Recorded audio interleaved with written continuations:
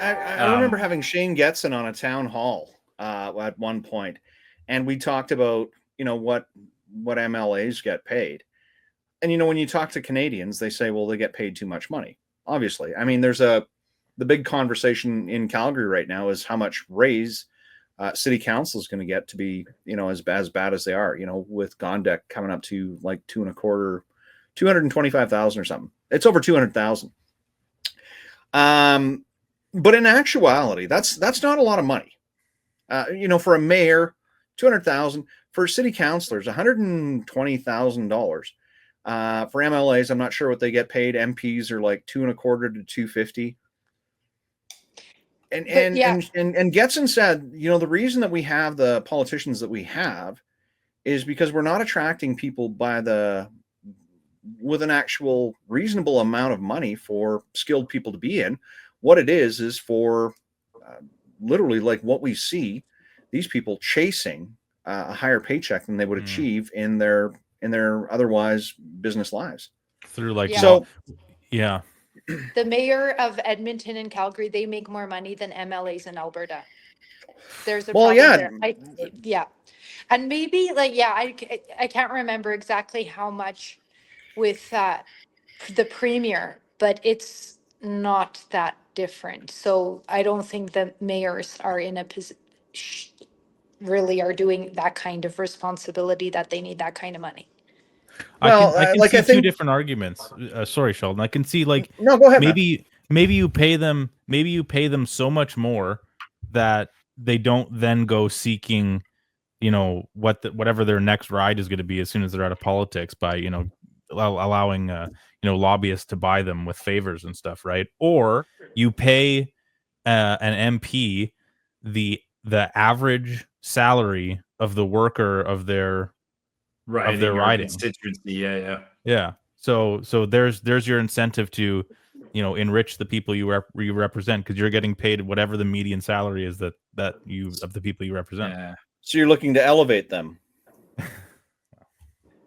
Well, I mean, that's essentially what we would like to see. I mean, they say a rising tide lifts all boats. Yeah. If you're in the leadership and you're the person that helps the tide rise, then it gives you a stake. It gives you got skin in the game at that point, right? You're not just working on behalf of whatever committee you're representing, on behalf of whatever global interest they're representing.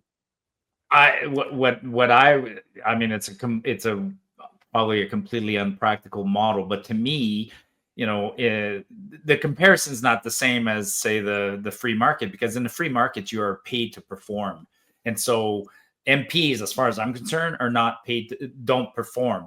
If they want it, so what I would suggest is a scaled pay. You get elected, you get $120,000 a year. There is a scale right now, but it's you become a minister, get paid, and if you perform well, turn to your constituents, and then the constituents can say, yeah, he deserves a raise, and so and make the raises big. So you get paid in your first year, you get $100,000 a year. You do really well, and you get a high approval rating from your constituents. Next year, you're going to get 150. Do extremely well. Next year, you're going to get 200.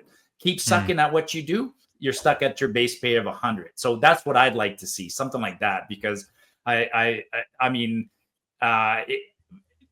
beyond that, I don't think politics will ever attract, that's another myth, right? That paying well attracts good people. Even in industry, it doesn't work that way.